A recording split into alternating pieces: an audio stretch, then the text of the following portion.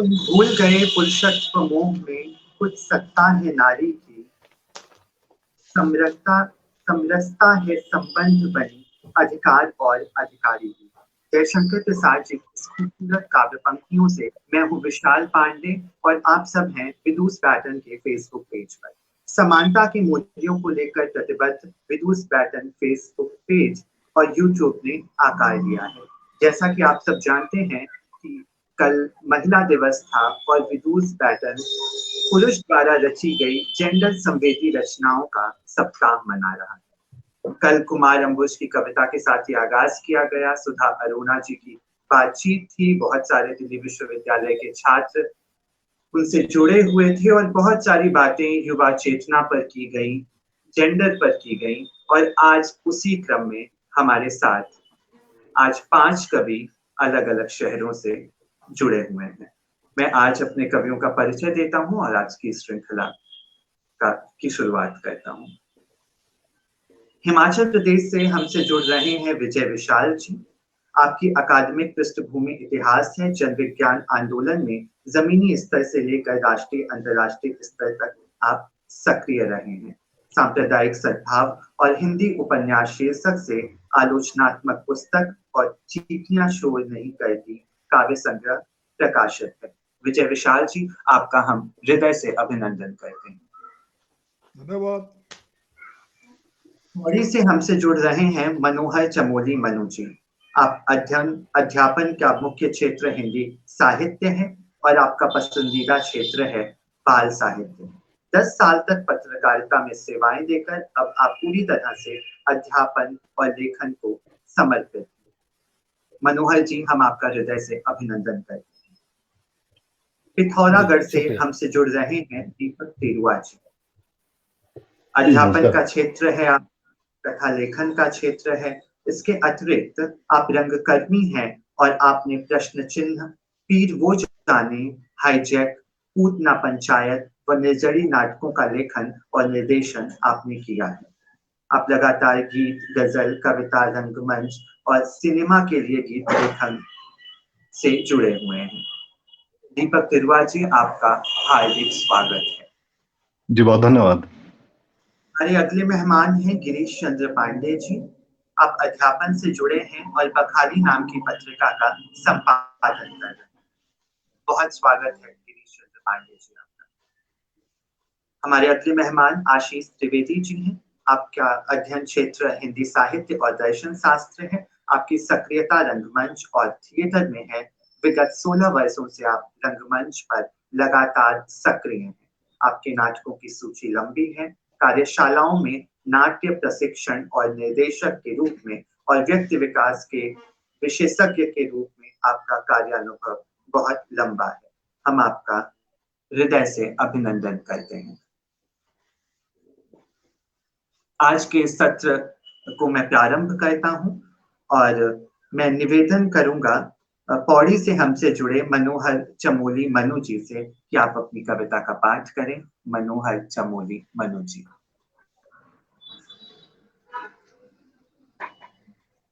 स्वागत जी। तो सभी को नमस्कार।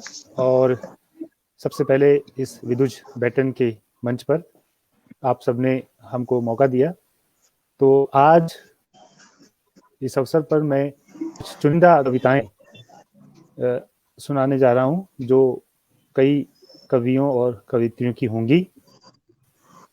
तो मैं शुरू करता हूं। ये जो पहली कविता मैं रख रहा हूं वो वीणा करमचंदानी जी की है। ईश्वर मां नहीं है। इतनी मार्मिक प्रार्थनाएं, विनतियां, आरती, पूजा, उपासनाएं, बज रही हैं घंटियां, ढोल और शंख। दुखी है, कष्ट में है भक्त, लेकिन सुनता ही नहीं है भगवान। क्या सोया हुआ है? अगर सोया भी है ऐसी गहरी नींद में जो पता ही नहीं पड़ रहा कि हो क्या रहा है चारों ओर। माँ को तो गहरी नींद में पता होता है पास में सोए बच्चे का हाल। शायद इसलिए ईश्वर को माँ नहीं लेकिन पिता कहा जाता है। और इसके साथ साथ में एक और कविता भारती संदारंगाणी जी की है, निर्णय। कभी मन करता है कुछ न करने को, कभी मन करता है सब कुछ करने को, कभी अपनों में जकड़ी हुई, कभी तन्हाई में घिरी हुई, कभी अतीत से मिलकर मुस्कुराती हूँ, तो कभी वर्तमान से टकराकर सहम जाती हूँ। भविष्य में मुलाकात का इंतजार भी है और घबराहट भी। अतीत वाली राह भी मेरी चुनी हुई नहीं थी, वर्तमान रास्ता भी औरों ने सुझाया था। औरों के बनाए हुए नियमों, तय किए हुए उसूलों, बताए हुए कानूनों और मरे हुए सपनों से उलझी हुई अतीत और वर्तमान की डामरी सड़कों पर चलते हुए इस जाल से खुद को आजाद दिल की पगडंडी पर भी चलना शुरू करूंगी एक दिन। धूप में चमकता सख्त डामर शायद कुछ तिलमिला जाएगा मेरे उस कदम से, गुस्से से लाल होकर शायद मेरी जूती से चिपक जाएगा, इसी जगह जकड़े रखने की कोशिश करेगा, लेकिन मैं अपनी जूती वहीं छोड़कर अपनी चुनी हुई पगडंडी पर आगे बढ़ जाऊंगी नंगे पांव। और अभी क्योंकि हमारे पास 10-15 मिनट का समय है, तो बहुत छोटी छोटी कविताएं जो विभिन्न अलग अलग जगहों पर छपी हुई हैं, मैं उनको रख रहा हूँ। स्वागत है जी। ये एक और कविता सेलिना चौबे की है, उड़ान। नीचे उतारो आसमान को, लाओ और दे दो मेरे हाथों में, ताकि मैं पकड़ लूं इसका चमकता नील, बटोर लूं इसके दिन की रोशनियां, सीख लूं बदलियों से बहने की चाल और उड़ जाऊं हवाओं में बेखबर दिशाहीन।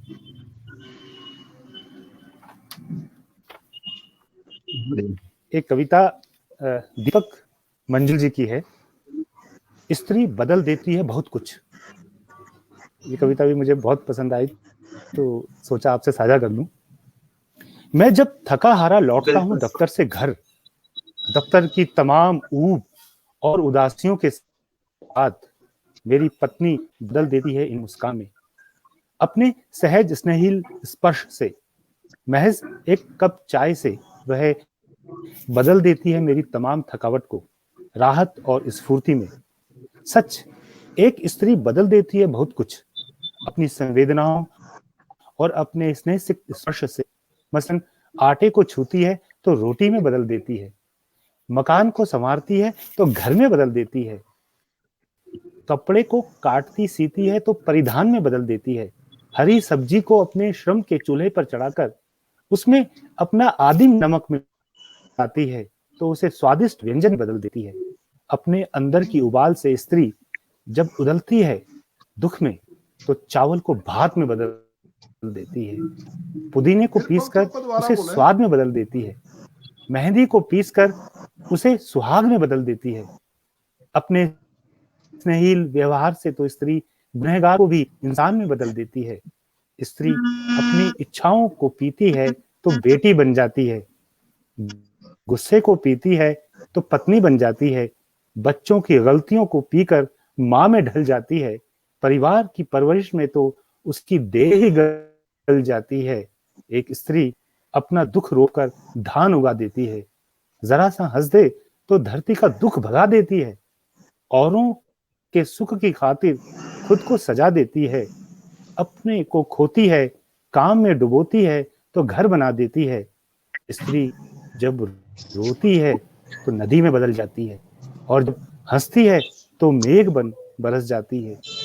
एक स्त्री कपड़ों को धोकर पछीटकर अपना अंतस धो लेती है, बर्तन को मांजकर अपना दुख मांज लेती है, फर्श को झाड़ू का स्पर्श देती है तो उसे चमका देती है, शब्दों को कलम का स्पर्श देती है तो उसे कविता बना देती है।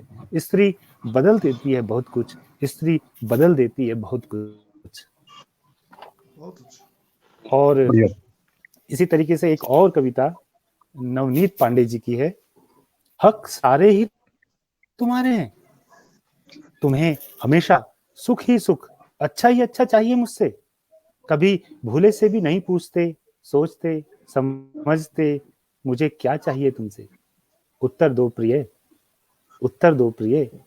प्रेम, साहचर्य, अर्धांग, मित्रता में ये कैसे बंटवारे हैं कि घर हमारा, सुख तुम्हारा, दुख मुझ अकेली के, हक सारे ही तुम्हारे हैं, हक सारे ही तुम्हारे हैं, हक सारे ही तुम्हारे हैं।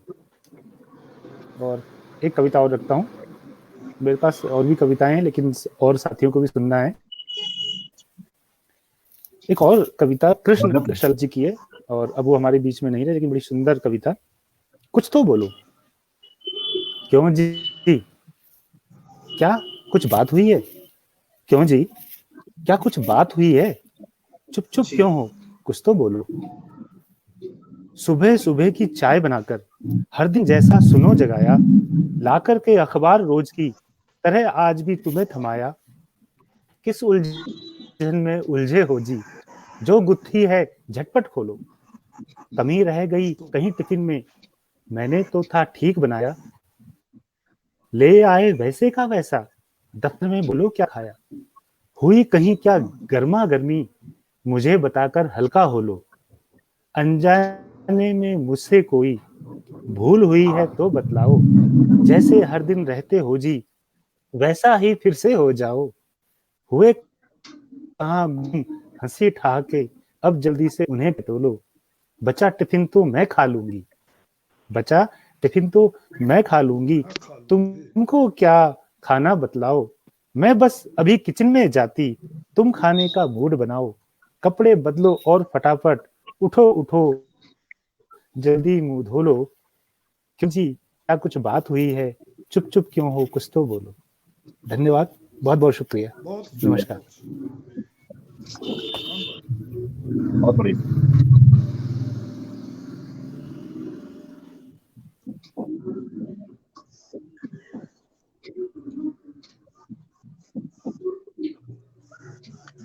बहुत बहुत धन्यवाद मनोहर जी, स्त्री के इतने खूबसूरत रंगों को हमारे सामने रखने के लिए। एक बार फिर से आपका हृदय से धन्यवाद मनोहर जी। हमारे साथ हिमाचल प्रदेश से जुड़े हैं विजय विशाल जी। विजय विशाल जी, मैं आपका विदुष पैटर्न फेसबुक पेज पर हृदय से अभिनंदन करता हूँ और आपसे निवेदन करता हूँ कि आप अपना काव्य पाठ प्रारंभ करें। विजय विशाल जी, स्वागत। जी शुक्रिया। अभी मनोहर जी ने बहुत सुंदर कविताएं हमारे बीच में प्रस्तुत की। आवाज आ रही है? हाँ जी, हाँ जी, आ रही आवाज। मैं तो अपने स्वरचित कविताएं ही आपके बीच में प्रस्तुत कर रहा हूँ। सबसे पहली जो कविता है, इसका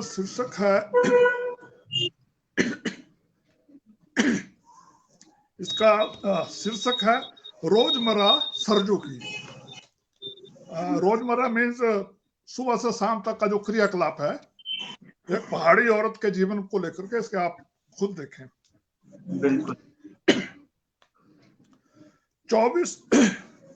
24 वर्षीय सरजू मुंह अंधेरे उठ जाती है, आलस भरी अंगड़ाई लेती।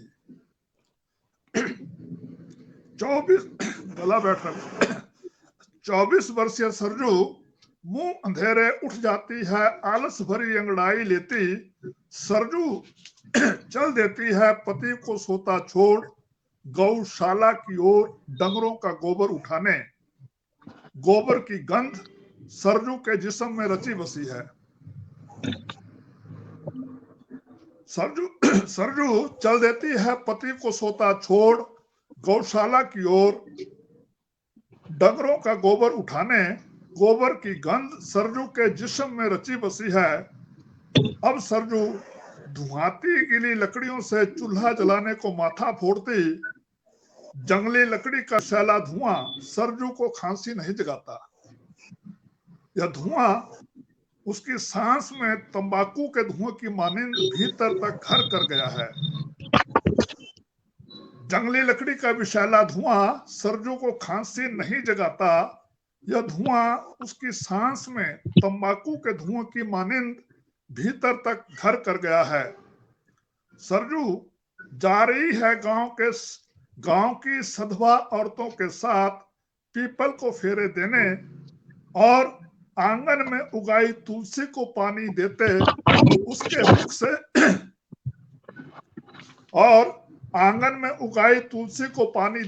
उसके मुख से सहज ही राम राम निकलता है। अब सरजू खेत में हल जोतते पति के पीछे बीज बिखेरती जा रही है, आने वाले बच्चे की आशा में फसल के अच्छे होने का भ्रम पाले। दोपहर में सरजू सूत काटते हुए सिर झुका सम्मान का प्रदर्शन कर सास की तलवार सी तीखी शब्दावली की बौछार को चुप झेलती है अपनी छाती के नीचे और इंतजार करती है अपने सास बनने का। शाम सरजू जंगल से चराए डंगरों को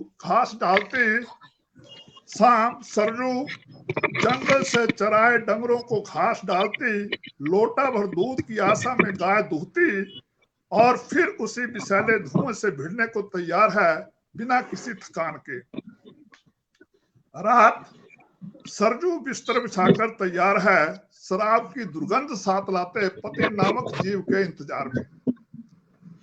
रात बिस्तर बिछाकर सरजू तैयार है शराब की दुर्गंध साथ लाते पति नामक जीव के इंतजार में। 24 वर्ष बाद 48 वर्षीय सरजू अब बूढ़ी हो गई है।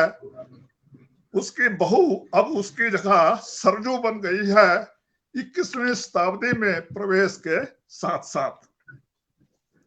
बहुत बढ़िया पहली कविता थे जी। दूसरी कविता है स्त्री का नदी होना। बहुत सुंदर, बहुत बढ़िया।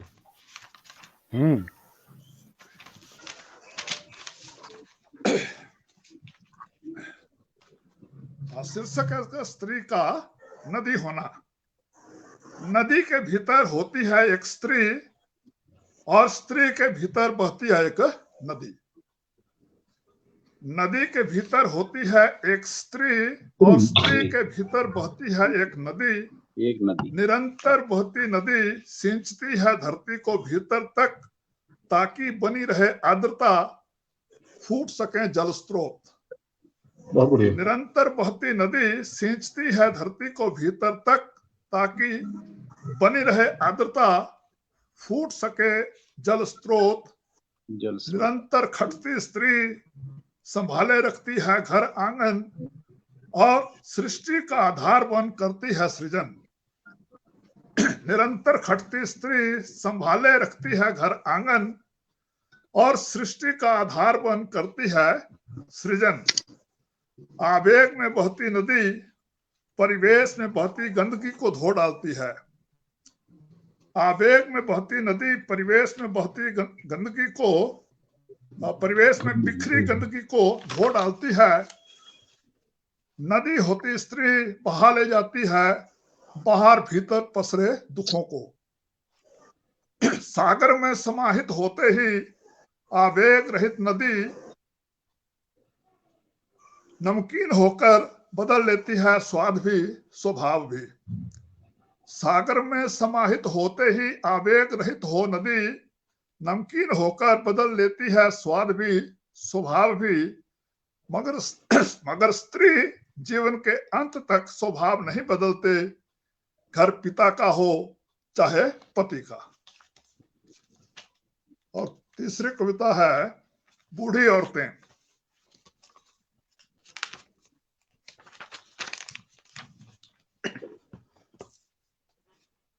गांव में बूढ़ी औरतें मन से कभी बूढ़ी नहीं होती। गांव में बूढ़ी औरतें मन से कभी बूढ़ी नहीं होती। वे अल सुबह जगाती हैं चूल्हा, बुहारती हैं घर द्वार, किवाड़ की ओट व दीवार के कोने में बने मकड़ी के जाले को ऐसे भाव से हटाती है जैसे मन को कर रही हो चिंता मुक्त। गांव की बूढ़ी औरतें उकड़ू बैठ निगोड़ती हैं खेत। और इलाके के प्रतिष्ठित देवता को स्मरण कर करती है प्रार्थना कि खूब होनी चाहिए इस बरसात बरखा, ताकि डंगरों के चारे में कमी ना रहे। गांव की बूढ़ी औरतें उकड़ू बैठ निगोड़ती हैं खेत और इलाके के प्रतिष्ठित देवता को स्मरण कर करती हैं प्रार्थना कि खूब होनी चाहिए इस बरसात बरखा, ताकि डंगरों के चारे में कमी ना रहे। मानुष का क्या, वो तो डिप्पू के राशन से भी भर लेता है पेट। गांव की बूढ़ी औरतें आंगन में बैठ पहरती हैं घर, निगुहालती हैं पोते पोतियों को दिन भर और कांपते हाथों लगाती हैं टुप्पे तार तार होते जा रहे रिश्तों में। बूढ़ी औरतें बिना शिकवा शिकायत पीती हैं दुख, उलीचती हैं आशीर्वाद और एक दिन चुपचाप त्याग देती हैं उस देह को जिसे वर्षों पहले ही सौंप दिया था किसी अजनबी को। धन्यवाद जी, बहुत बढ़िया सर, बहुत बढ़िया, बहुत बढ़िया। सुंदर और मार्मिक हमारे सामने रखने के लिए। जैसा कि आप सब लोग जानते हैं, पुरुषों द्वारा रची हुई रचनाओं, जेंडर संवेदी रचनाओं पर हम ये सप्ताह मना रहे हैं और आज इसकी दूसरी कड़ी है बसंत की आहट। इस बसंत की आहट में हमें अब 5 कवियों को सुनने का अवसर मिल रहा है। ये हमारे लिए बेहद ही सम्मान की बात है।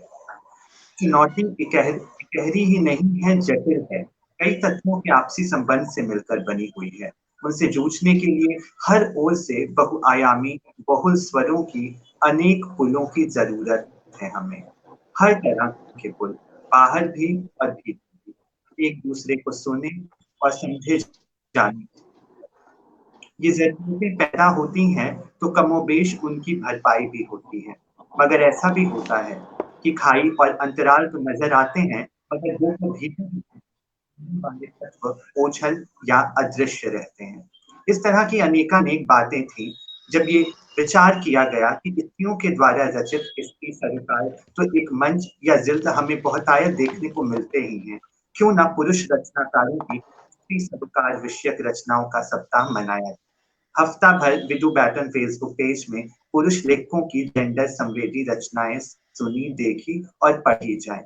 हफ्ते भर कविताओं, कहानियों, उपन्यास, अंशों के पाठ, रिकॉर्डिंग, लाइव, लेखक का अपना पाठ या किसी अन्य द्वारा प्रिय लेखक का पाठ अनेक रूपों में इस पेज पर आपको मिलेगा।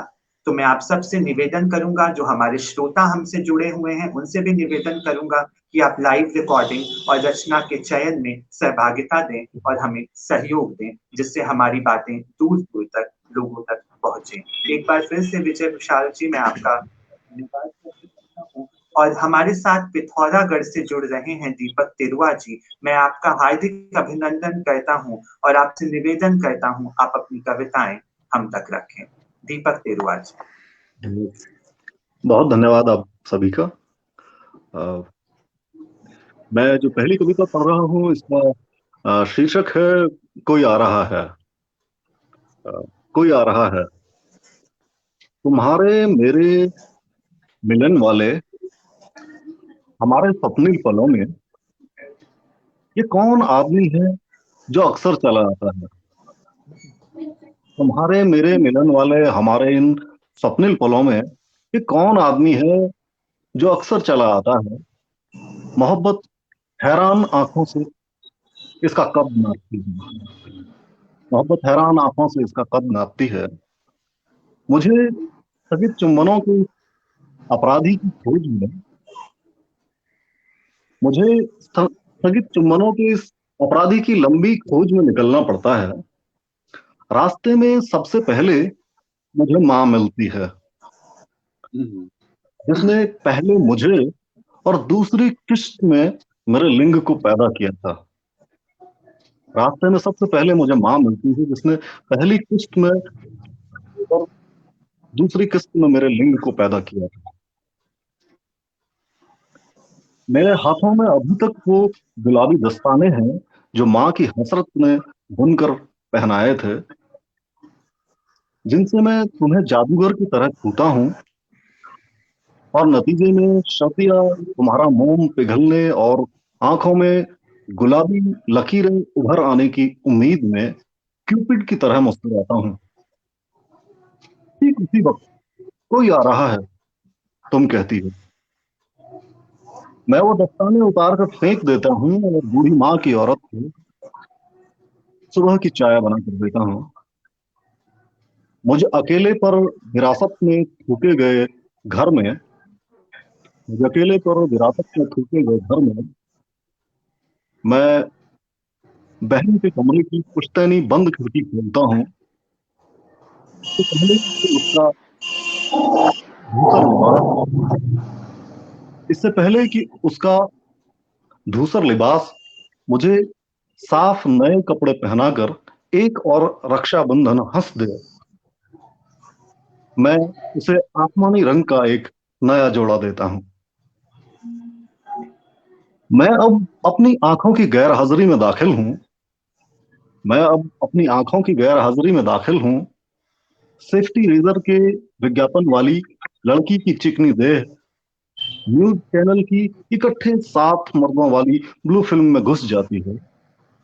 एंकर गैंग रेप की रिपोर्टिंग पसंद करने के लिए ठीक मेरे जन्मदिन वाले अंक एसएमएस करने को कहती है।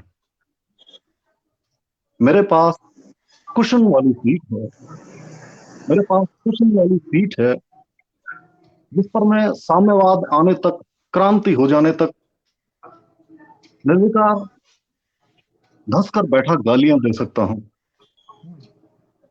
रियल वर्चुअल कुछ भी होते सोते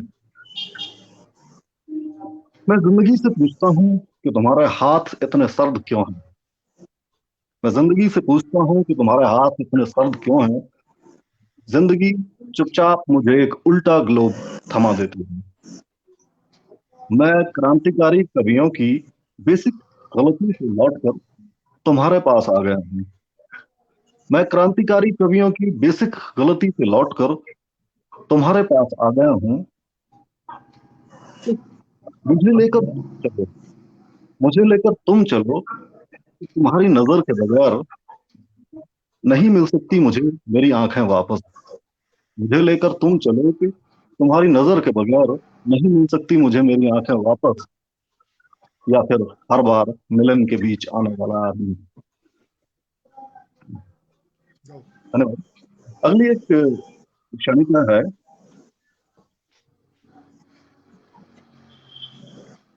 औरत, वो किताब जिसमें हम केवल भूगोल पढ़ना चाहते हैं, इतिहास नहीं। वो किताब जिसमें हम केवल भूगोल पढ़ना चाहते हैं, इतिहास नहीं। एक कागज जिस पर हम कविताएं तो लिखते हैं पर क्रांति नहीं। शून्य जिसके जुड़ने या घट जाने हमारे अंधे गणित को कोई फर्क नहीं पड़ता। क्या ये अभी समय है या विराम देना चाहिए?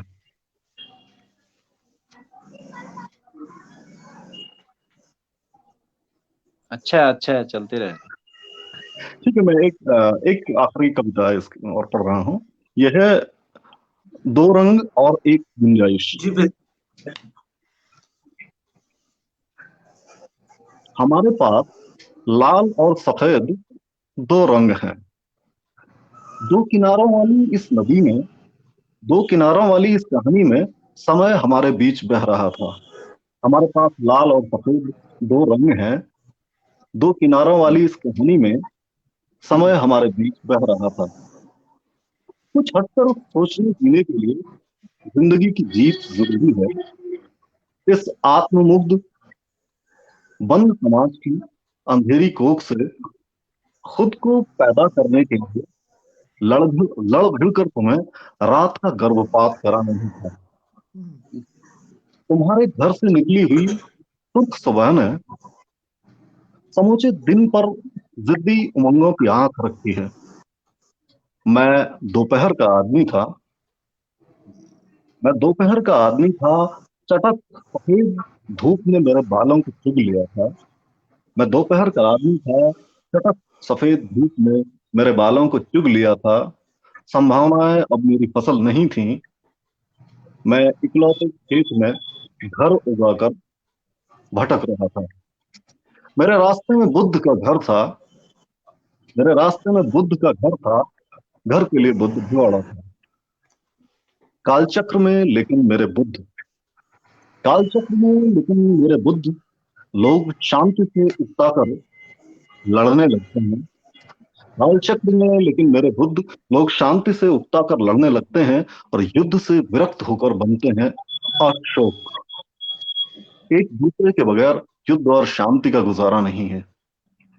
जबकि औरत उजलेपन की अभिशप्त बेटी जबकि औरत उजलेपन की अभिशप्त बेटी और लाल रंग दागनुमा आंख है उस पर टिकी हुई, या घुटनों तक बह आई कोई शर्म। तुम स्त्रैण में लिपटी इस घिन के विरुद्ध सुर्ख फूलों से लगभग भरी हुई कुदरत लेकर चली आई हो। प्रेम तक मैं भी विरोचित की अंधग्रंथि में धारण किया हुआ वीर्य पतित स्खलित हुए मैं बहा चुका हूं, और तुम्हारे रक्तिम फूलों की कोख के लिए मैं धूप के अंकुरों का श्वेत पराग लाया हूं। आओ कि जन्म का उत्सव मनाने दें गुलाबी रंगों को। धन्यवाद। वाह, खूब खूब तिरवत।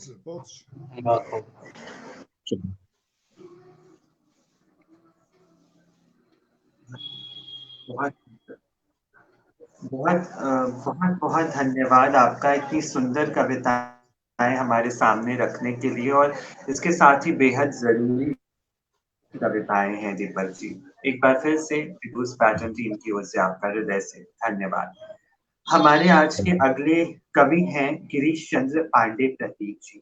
गिरीश जी, आपका बहुत बहुत स्वागत है आज के सत्र में, बसंत की बयार में, और मैं आपसे निवेदन करूंगा आप अपनी कविता का पाठ। गिरीश। धन्यवाद महोदय।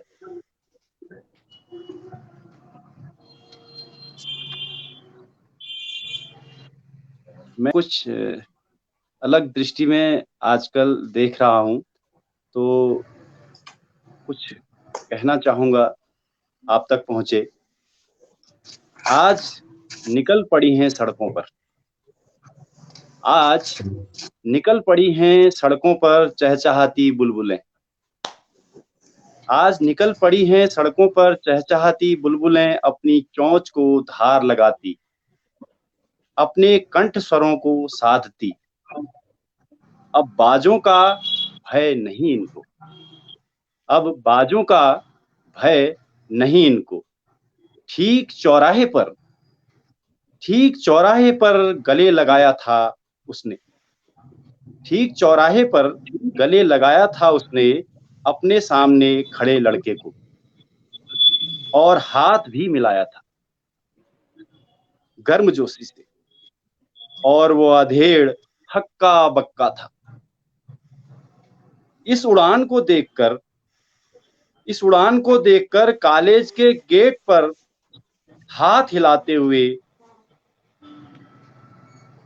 उसने वोट मांगे थे। उसने न शर्म का घूंघट था न कमजोरी का लिबास। वो दहाड़ी थी शेरनी की तरह। कुछ बूढ़े शेर टटोल रहे थे उखड़ चुके नाखूनों को। वो बात कर रही थी फैमिली प्लानिंग की। वो मांग रही थी मेडिकल स्टोर से गर्भ निरोधक। वह बात कर रही थी फैमिली प्लानिंग की। वह मांग रही थी मेडिकल स्टोर से गर्भ निरोधक। बड़े गौर से देखा था उस फार्मासिस्ट ने, कुछ बुदबुदाया भी था, और वह लौट आई थी उन निरोधकों की मुस्कान को ताड़कर। वह लौट आई थी उन निरोधकों की मुस्कान को ताड़कर। वह खड़ी थी टैक्सी स्टैंड पर। वह खड़ी थी टैक्सी स्टैंड पर मोबाइल पर बतियाते हुए। उसने चिल्लाकर कहा था आई लव यू। उसने चिल्लाकर कहा था आई लव यू। बगल से धुआं आया और गंध भी। बगल से धुआं आया और गंध भी। वह शख्स कोई कौन था? वह सामने वाले को पसंद ना आया।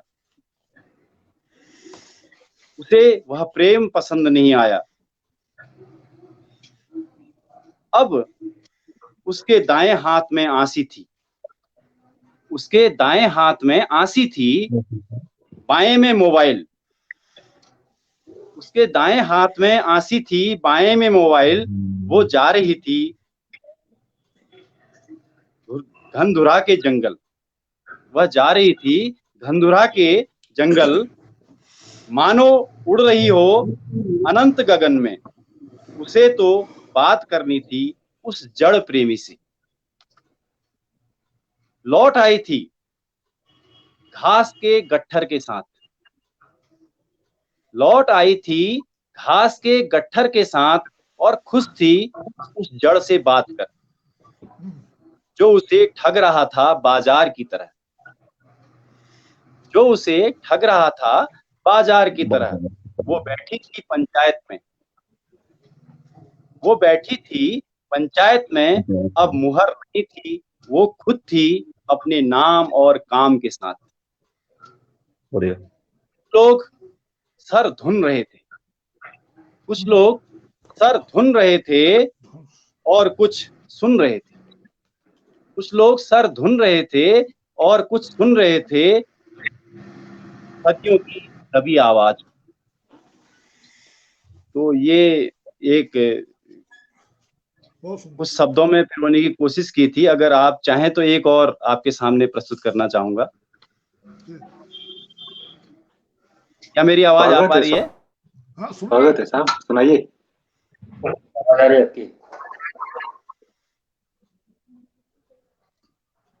तो आपके नजर एक और उसके लिए नहीं था। उसके लिए नहीं था। रोज पाठी दवात को ताकती वो लड़की। बिल्कुल स्वागत है कविता का। रोज पाठी दवात को ताकती वो लड़की। मानो घुस जाना चाहती हो मेरे झोले में। रोज पाठी दवात को ताकती वो लड़की। मानो घुस जाना चाहती हो मेरे झोले में। घुल जाना चाहती हो कमेड़ में पानी की तरह। रोज आ बैठती पास और छूने लगती स्कूल में लिखे और मिट गए शब्दों की छाया को। शब्द चमक उठते उसकी आंखों में। रोज टटोलती कमेड़ की दवात। रोज टटोलती कमेड़ की दवात और हिलाती कलम से तलछट से ऊपर आता उसके ख्वाबों का स्कूल। तलछट से ऊपर आता उसके ख्वाबों का स्कूल बुलबुले बनकर। और वो उन बुलबुलों में खुद को देखे। पल भर में विलीन हो जाते बुलबुले उसके ख्वाबों की तरह। रोज लाती नरतूल काटकर। रोज लाती नरतूल काटकर बनाती एक कलम। अपने ख्वाबों को नुकीला बनाने की कोशिश होती और उस कलम को छीन लेता उसका भाई। और उस कलम को छीन लेता उसका भाई और फिर सिरहाने पर आंसी रखकर सो जाती। फिर सिरहाने पर आंसी रखकर सो जाती। नरतूल और स्कूल के सपने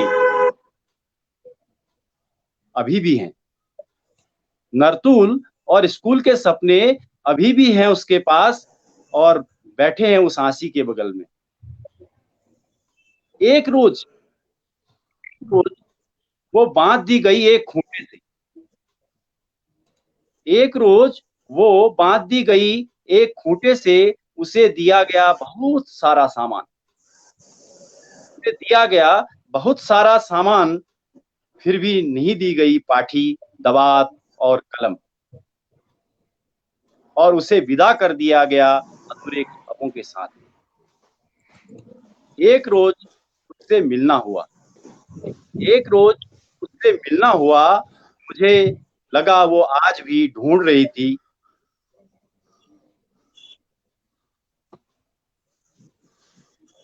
पाठी, कलम, ख्वाबों को। धन्यवाद। बहुत बढ़िया।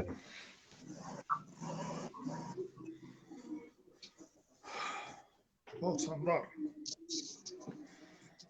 बहुत बहुत धन्यवाद गिरीश जी आपका।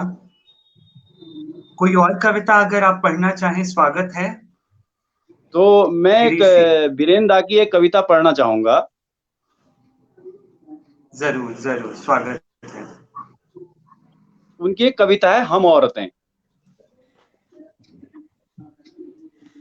रक्त से जी, भरा तसला स्वागत। है, रिश्ता हुआ घर के कोने अंतरों में, पोटे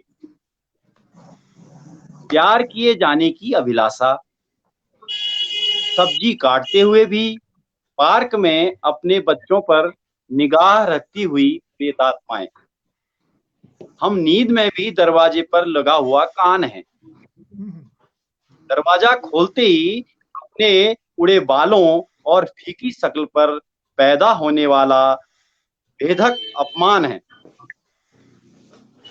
हम हैं इच्छा मृग, वंचित स्वप्नों की चरागाह में तो चौकड़ियां मार लेने दो कमबख्तों।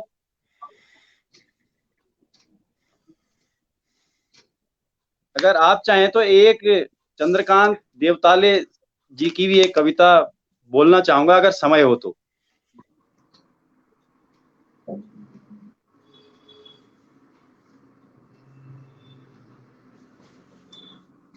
क्या मेरी आवाज आ रही है? आवाज तो आ रही है।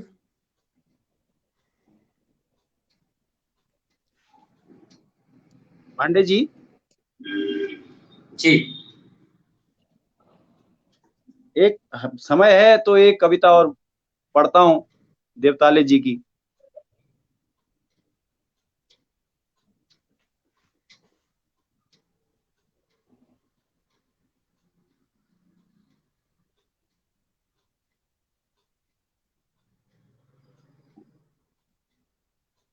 जी बोलिए देवताले जी डॉक्टर। की एक कविता है, घर में अकेली औरतें। तुम्हें भूल जाना होगा समुद्र की मित्रता और जाड़े के दिनों को, जिन्हें छल्ले की तरह अंगुलियों में पहनकर तुमने हवा और आकाश में उछाला था। पंखों में बसंत को बांधकर, पंखों में बसंत को बांधकर उड़ने वाली चिड़िया को पहचानने से मुकर जाना ही अच्छा होगा। तुम्हारा पति अभी भी बाहर है। तुम नहाओ जी भरकर, तुम नहाओ जी भरकर, आईने के सामने कपड़े उतारो, आईने के सामने पहनो, फिर आईने को देखो इतना कि वह तड़कने को हो जाए, पर तड़कने के पहले अपनी परछाई हटा लो। घर की शांति के लिए यह जरूरी है, क्योंकि वह हमेशा के लिए नहीं, सिर्फ शाम तक के लिए बाहर है। फिर याद करते हुए सो जाओ, या चाहो तो अपनी बेटी को उलट दो बीचों बीच फर्श पर। फिर एक एक चीज को देखते हुए सोचो और उन्हें अपनी जगह पर, अपनी अपनी जगह पर। अब वह आएगा, तुम्हें कुछ बना लेना चाहिए। अब वह आएगा, तुम्हें बना लेना चाहिए खाने के लिए, और ठीक से हो जाना होगा सुथरे घर की तरह। तुम्हारा पति एक पालतू आदमी है या नहीं, यह बात बेमानी है, इसलिए उसकी प्रतीक्षा करो पर छज्जे पर कमरे के भीतर वक्त का ठीक हिसाब रखते हुए, कमरे के भीतर वक्त का ठीक हिसाब रखते हुए उसके आने से पहले प्याज मत काटो। प्याज काटने से शक की सुरसुराहट हो सकती है। बिस्तर पर अच्छी किताबें पटक दो जिन्हें पढ़ना कतई आवश्यक नहीं होगा, पर यह विचार पैदा करना अच्छा है कि अकेले में तुम इन्हें पढ़ती हो। धन्यवाद। बहुत अच्छा, बहुत अच्छा, बहुत बढ़िया, बहुत बढ़िया, बहुत बढ़िया। बहुत बढ़िया। बहुत बहुत धन्यवाद कि बहुत सुंदर कविताएं और बहुत सुंदर पाठ आपने कविताओं का किया। एक बार फिर से आपका हृदय से धन्यवाद। आज के हमारे अगले कवि हैं आशीष त्रिवेदी जी। आशीष जी, आपका बहुत बहुत स्वागत है विदुष बैटन परिवार में। मैं आपसे निवेदन करूंगा आप अपनी कविताओं का पाठ करें। आशीष त्रिवेदी जी। बहुत बहुत धन्यवाद और आप सभी को नमस्कार।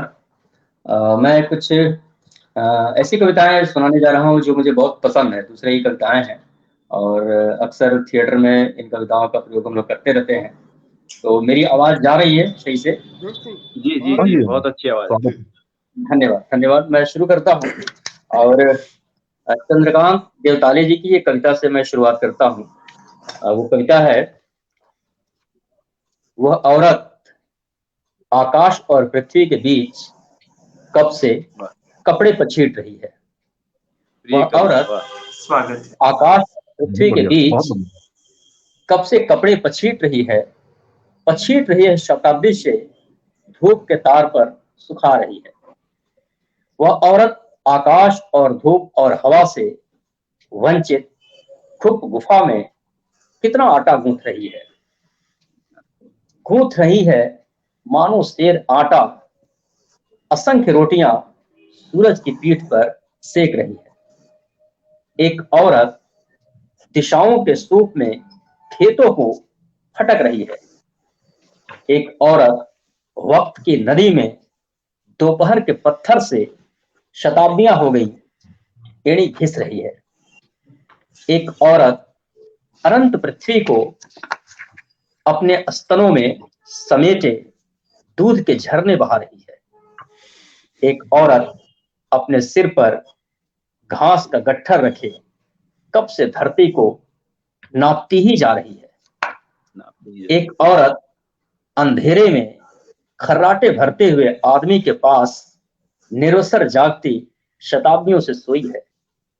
एक औरत का धड़ भीड़ में भटक रहा है, उसके हाथ अपना चेहरा ढूंढ रहे हैं, उसके पांव जाने कब से सबसे अपना पता पूछ रहे हैं। बहुत ये बढ़िया, चंद्रकांत देवताले जी की कविता। बहुत बढ़िया, बहुत और बढ़िया। एक कविता और मैं पढ़ना चाहूंगा। रमाशंकर यादव विद्रोही जी की एक कविता है, मुझे बेहद पसंद है। ये रमाशंकर विद्रोही जी की कविता है, जिसे मैं पढ़ रहा हूं जी। कुछ औरतों ने अपनी इच्छा से कुएं में कूदकर जान दी थी, ऐसा पुलिस के रिकॉर्ड में दर्ज है। और कुछ औरतें अपनी इच्छा से चिता में जलकर मरी थी, ऐसा धर्म की किताबों में लिखा हुआ है। मैं कभी करता हूं, क्या जल्दी है। क्या बात। मैं एक दिन पुलिस और पुरोहित दोनों को एक साथ औरतों की अदालत में तलब करूंगा और बीच की सारी अदालतों को मंसूख कर दूंगा। मैं उन दावों को भी मंसूख कर दूंगा जो शिवानों ने औरतों और बच्चों के खिलाफ पेश किए हैं। मैं उन डिक्रियों को भी निरस्त कर दूंगा जिन्हें लेकर फौजें और तुलबा चलते हैं। मैं उन वसीयतों को खारिज कर दूंगा जो दुर्बलों ने भुजबलों के नाम की होंगी। मैं उन औरतों को जो अपनी इच्छा से कुएं में कूद कर और चिता में जल कर मरी हैं, फिर से जिंदा करूंगा और उनके बयानात दोबारा कलमबंद करूंगा कि कहीं कुछ छूट तो नहीं गया।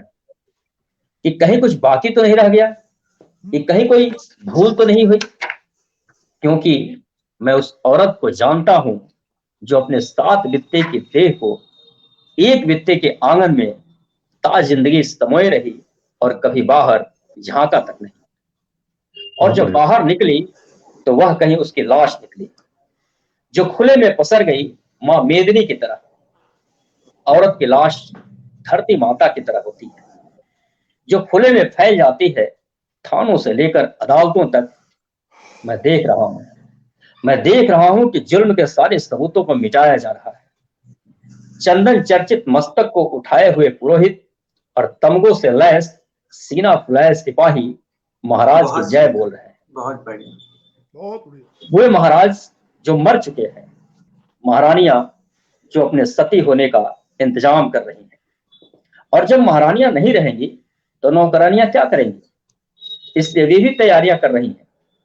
मुझे महारानियों से ज्यादा चिंता नौकरानियों की होती है, जिनके पति जिंदा हैं और रो रहे हैं। कितना खराब लगता है एक औरत को अपने रोते हुए पति को छोड़कर मर जाए, जबकि मर्दों को रोती हुई स्त्री को मारना भी बुरा नहीं लगता। औरतें रोती जाती है, मर्द मारते जाते हैं। औरतें रोती हैं, मर्द जोर से मारते हैं। औरतें खूब जोर से रोती हैं, मर्द इतनी जोर से मारते हैं कि वो मर जाती है। इतिहास में वह पहली औरत कौन थी जिसे सबसे पहले जलाया गया, मैं नहीं जानता, लेकिन जो भी रही हो मेरी मां रही होगी। मेरी चिंता यह है कि भविष्य में वह आखिरी स्त्री कौन होगी जिसे सबसे अंत में जलाया जाएगा, मैं नहीं जानता, लेकिन जो भी होगी मेरी बेटी होगी, और यह मैं नहीं होने दूंगा, और यह बहुत बढ़िया, मैं बहुत नहीं बढ़िया, बहुत होने बढ़िया, दूंगा। धन्यवाद। कमाल है, बहुत महत्वपूर्ण कविता है। बहुत बहुत बढ़िया, बहुत बढ़िया। धन्यवाद, आप सबका धन्यवाद। तो मैं क्या और एक कविता पढ़ी जा सकती है या फिर जैसा हो आप बताएं? स्वागत है आशीष जी, जरूर पढ़ें। एक मैं केदारनाथ सिंह की कविता पढ़ना चाहूंगा। केदार जी हमारे जनपद के कवि, बिल्कुल, बहुत स्वागत आत्मीय लगाव था उनसे हम लोगों का, तो वो तो पूरे देश के कवि हैं थे। उनकी एक छोटी सी कविता है। तुम आई जैसे छेमियों में धीरे धीरे आता है रस। तुम आई जैसे छेमियों में धीरे धीरे आता है रस, जैसे चलते चलते एड़ी में कांटा जाए धस। तुम दिखी जैसे कोई बच्चा सुन रहा हो कहानी। तुम दिखे जैसे कोई बच्चा सुन रहा हो कहानी। तुम हंसी जैसे तट पर बजता हो पानी। तुम हिली जैसे हिलती है पत्ती, जैसे लालटेन के शीशे में कांपती हो बत्ती। तुमने छुआ जैसे धूप में धीरे धीरे उड़ता है धुआं, और अंत में जैसे हवा पकाती है गेहूं के खेतों को, तुमने मुझे पकाया। और इस तरह जैसे दाने अलगाए जाते हैं भूसे से, तुमने मुझे खुद से अलगाया। बहुत बहुत धन्यवाद, आप सबका बहुत बहुत आभार। बहुत बढ़िया, धन्यवाद विशाल जी, बहुत अच्छी प्रस्तुति। धन्यवाद आशीष। इतनी सुंदर कविता केदारनाथ जी की और उतना ही सुंदर पाठ आपने किया। बहुत धन्यवाद आशीष जी। बहुत ही कम वक्त, बहुत शॉर्ट नोटिस पे आप सभी कवि हमसे जुड़े और अपनी कविताओं के साथ अपना वक्त हमें दिया। विदुष पैटर्न परिवार आप सबका आभारी रहेगा। ये सुंदर कविताएं, ये जरूरी कविताएं हमारे श्रोताओं दर्शकों तक पहुंची, और इसके बाद भी कार्यक्रम लगातार देखा जाएगा, सुना जाएगा। ये कविताएं लोगों में एक बदलाव की थोड़ी सी भी अगर चिंगारी लेकर आती हैं तो हम इसे अपनी सफलता जरूर मानेंगे। ये कार्यक्रम करते, सुनते, देखते हुए जो जहन में लगातार चल रहा था, पवन करण मगरेज डबराल जी, वीरेन डंगवाल जी, विष्णु खरे जी, केदारनाथ अग्रवाल जी, निराला मैथिली शरण गुप्त, सभी कवियों ने कविताएं, अनेक कहानी, उपन्यास, लेख के अंश दिमाग में लगातार चल रहे हैं। रणेंद्र जी क्या तो कविता संकलन ही है, थोड़ा सा स्त्री होना चाहता हूँ। पवन करण का कविता संग्रह है स्त्री मेरे भीतर। इन पंक्तियों को पढ़ते हुए आपके भीतर भी कुछ पंक्तियां जरूर गूंज रही होंगी, कुछ पंक्तियां उठ रही होंगी।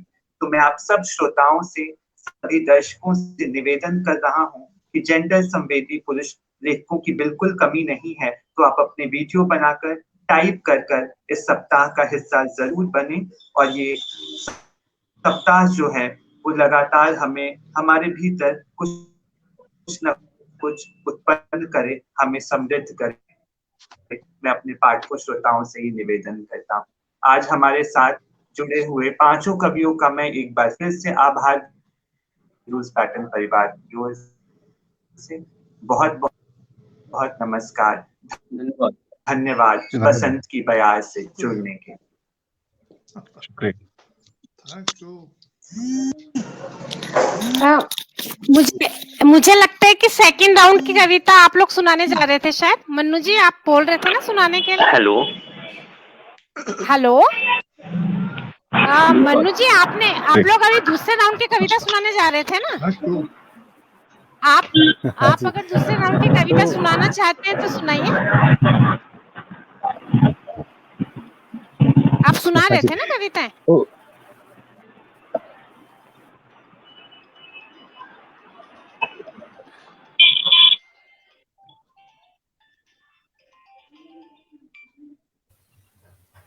नहीं, मुझे लगता है कि क्या समय है अभी हमारे पास?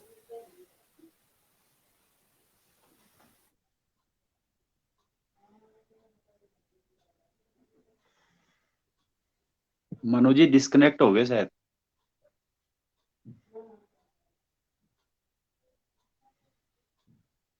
मनु जी आ गए। मनु जी सुना रहे हैं क्या कविता? नहीं, समय है तो बिल्कुल। अभी तक तो एक कविता हो जाती, सुना दीजिए। स्वागत है। जी जी जरूर। तो एक दो कविताएं, छोटी छोटी कविताएं आपके सामने रखते हैं। एक कविता और मैं रखना चाहता हूं, राजी सेठ की कविता है,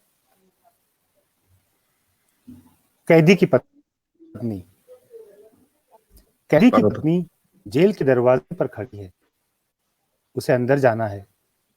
इतने दिन पहले भेजी गई अर्जी का जवाब, इतने दिन पहले भेजी गई है अर्जी का जवाब, वह कहाँ है, कैसा है,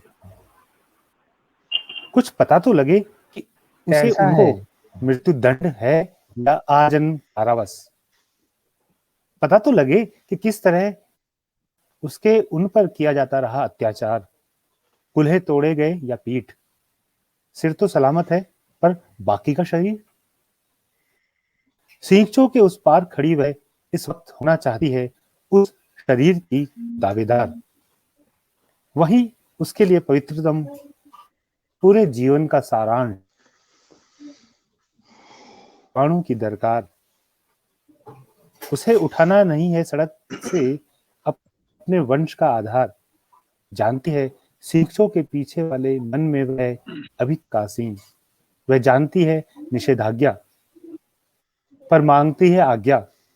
मांगती है संचित वीर्य की एक बूंद, मांगती है निरंतरता जिसकी वह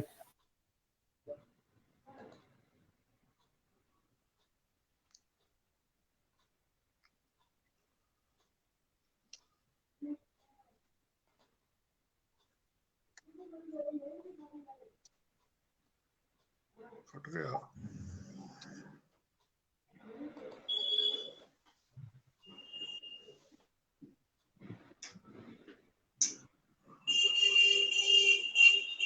लगता है मनु जी कट गए।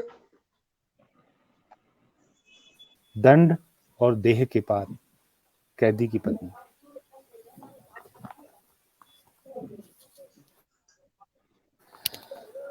और बस एक अंत में एक और कविता बहुत छोटी सी, सेलिना चौबे की, वो भी मैं सुना देता हूँ। दूसरा जब दौर चला है।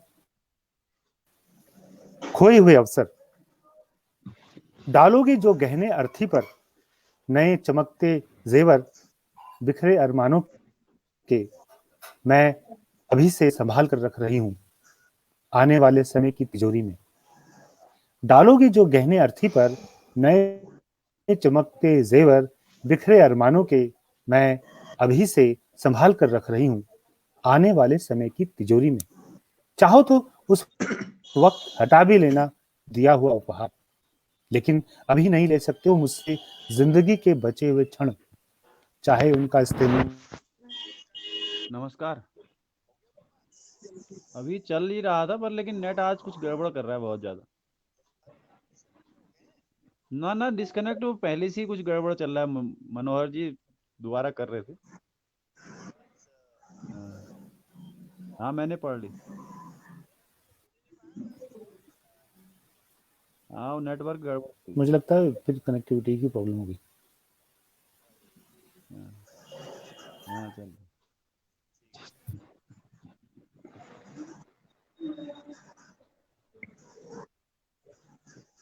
तकनीकी की कुछ समस्याएं हैं। मैं आप कवियों से निवेदन करूंगा, अगर आप अपनी अन्य कविताएं भी हमारे सामने रखना चाहते हैं तो हम हृदय से अभिनंदन करते हैं उन कविताओं का।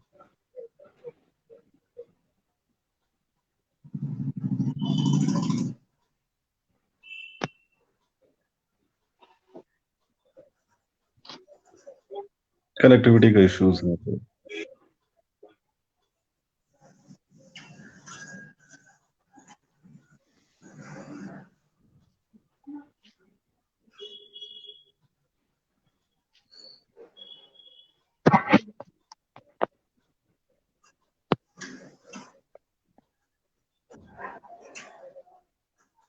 तकनीकी समस्याओं के कारण सहज तौर पर जुड़ना मुश्किल हो रहा है। अगर आप सब मेरी आवाज सुन पा रहे हैं तो अभी हमारे पास वक्त है। हमारे अन्य कवि अगर अपनी कोई कविता प्रस्तुत करना चाहते हैं तो हम स्वागत करते हैं। हाँ, मेरी आवाज आ रही है? जी जी विजय विशाल जी, सुनाई बिल्कुल पड़ आपकी आवाज आ रही है। स्वागत करते हैं आपकी कविता। हाँ, मैं एक दूसरे तरीके से इसी इशू को उठा रहा हूँ। जेंडर इशू को सिर्फ मनुष्य समाज के अंदर ही नहीं बल्कि जीव जंतु और पशु पक्षियों के माध्यम से भी मैं इसको देखता हूँ। तो उसी के संदर्भ में एक दो कविताएं प्रस्तुत कर रहा हूँ। शीर्षक है वे हार नहीं मानती। मधुमक्खियों को मालूम है हर बार की तरह शीघ्र ही ढा दिया जाएगा उनका किला। मधुमक्खियों को मालूम है हर बार की तरह शीघ्र ही ढहा दिया जाएगा उनका किला, चुरा ली जाएगी उनकी मेहनत, फिर बेघर होकर भटकना होगा उन्हें नए ठिकाने के लिए। जैसे निर्माण कार्य पूर्ण होते ही भटकने लगते हैं मजदूर नए काम की तलाश में। सदियों से जारी है मधुमक्खियों की मेहनत को लूटने का यह सिलसिला। सदियों से जारी है मधुमक्खियों की मेहनत को लूटने का यह सिलसिला और मजदूरों का काम की तलाश में निरंतर भटकना। मगर न मधुमक्खियां हार मानती हैं, न मजदूर काम तलाशना छोड़ते हैं। इनकी यह जिजीविषा ही बचाए रखती है पृथ्वी पर सृजन की संभावनाओं को। और दूसरी कविता है सबसे सुंदर घोंसला। तुम जो संसार की सबसे सुंदर इमारतों की सूची बना रहे हो, इसमें शामिल कर लो एक अदद घोंसला। तुम जो संसार की सबसे सुंदर इमारतों की सूची बना रहे हो, इसमें शामिल कर लो एक अदद घोंसला, बया का घोंसला, जो किसी बुर्ज खलीफा से कम नहीं, न तकनीक में, न बुनावट में, न कसावट में। बया का घोंसला जो किसी बुर्ज खलीफा से कम नहीं, न तकनीक में, न बुनावट में, न कसावट में। 28-30 दिनों में कम अज 500 उड़ाने भर चोंच पर तिनका उठाए अनेक बया लटका देती हैं अपने घोंसले किसी नदी, तालाब या पोखर के नजदीक हरे भरे दरख्तों की शाखाओं पर। समूह में रहती बया मानती है स्वयं को सुरक्षित। समूह में रहती बया मानती है स्वयं को सुरक्षित, आसपास लटकते इन घोंसलों में बया के घोंसलों का पेड़ों पर लटकना महज किसी पक्षी के आश्रय का निर्माण भर नहीं है, यह किसानों के लिए सूचना भी है कि बरसात आ पहुंची है सिर पर।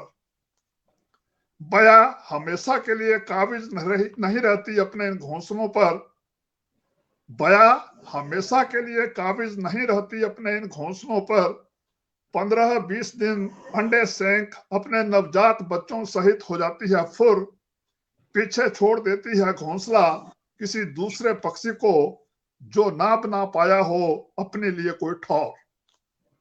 धन्यवाद। ये दोनों कविताएं भले ही सीधे मानव समाज, मनुष्य समाज के जेंडर इशू पे ना होकर के पशु पक्षी या जीव जंतुओं के माध्यम से वहां पर भी ये जेंडर इशू मुझे लगता है कि उसी तरह से एक समस्या है जैसे मनुष्य समाज में है। धन्यवाद। बहुत बहुत धन्यवाद विजय विशाल जी, इतनी सुंदर कविताएं हमारे सामने रखने के लिए। तकनीकी की समस्याएं हैं लेकिन फिर भी मुझे दीपक तिरुआ जी आप दिखाई दे रहे हैं। मैं आपसे निवेदन करूंगा आप अपनी कोई अन्य कविता अगर हमारे सामने रखना चाहें। दीपक तिरुआ जी। मैं 2 गीत सुना रहा हूँ, गाऊंगा नहीं, रिस्की हो जाएगा, वो गलत हो जाएगा। पढ़ रहा हूँ, इस आवाज के साथ गाना नहीं चाहिए। एक है स्त्री का गीत, पहला जो गीत है, मोरी हसिया में दे दे धार ओ लोहार, मोरी हसिया में दे दे धार ओ लोहार, जड़ काटूंगी मैं इस बार ओ लोहार। नार जन्म मोरी जात न कोऊ, जात न कोऊ पात न कोऊ, मैं बाग से बिछुड़ी डार ओ लोहार, जड़ काटूंगी मैं इस बार। पिया बाबुल ने जान रहन दी, पिया बाबुल ने जान रहन दी, जान रहन दी आन रहन दी, मोरे 2-2 साहूकार, मोरे 2-2 साहूकार ओ लोहार, जड़ काटूंगी मैं इस बार। क्या बात।